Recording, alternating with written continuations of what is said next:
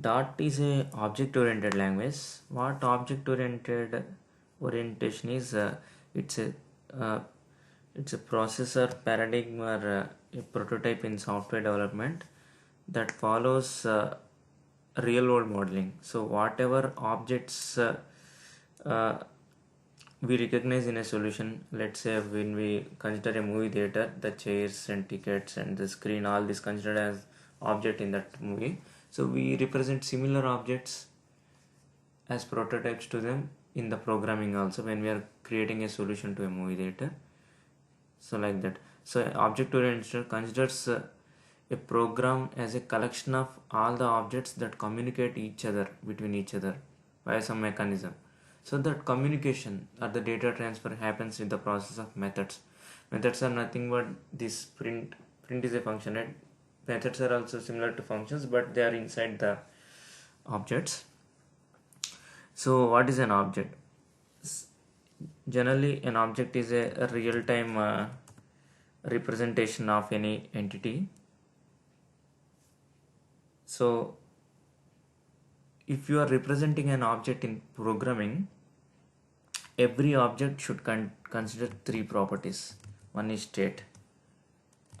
So means what is the current data it is holding. This can be specified by variables or properties.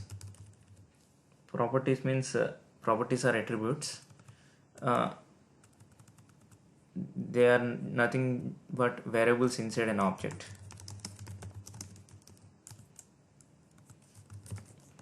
And behavior, this is what exactly that object can do. So this is represented by methods.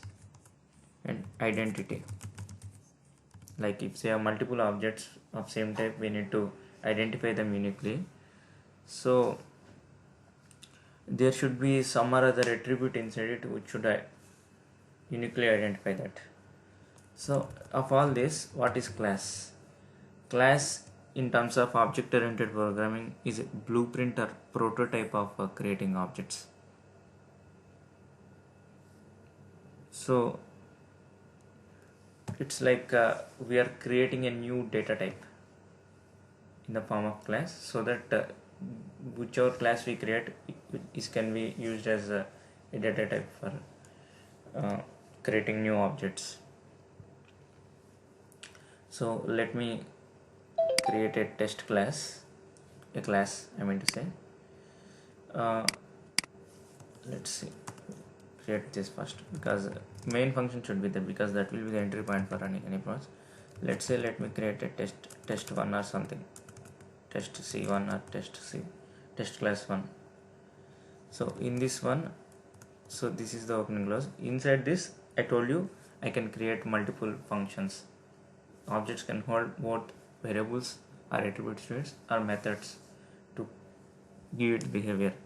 So let me create a function displaying, and let me give its return type also. It doesn't return anything, so I am keeping void and no arguments, so empty braces. So opening and closing braces. In this one I can write whatever code I want. Let me print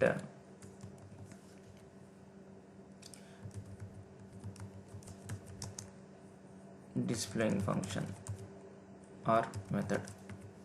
Okay, only this will be printed. So when if I want to use this method, I need to create an object first to this particular class. So now a new data type called test1 is created. I mean a class is created. So in this one I'm calling the main function now. This is the entry point. Hello world get printed. After that I will create an object. So that is of type test1 c is equal to new test class c1.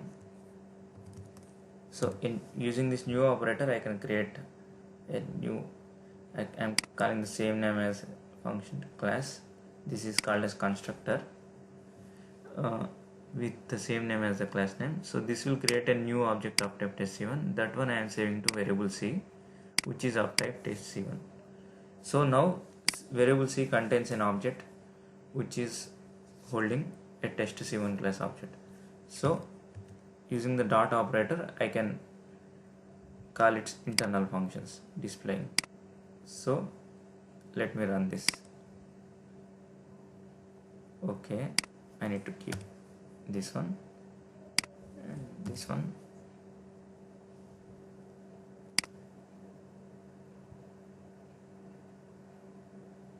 You can see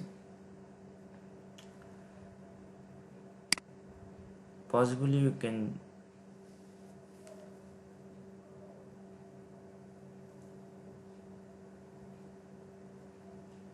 so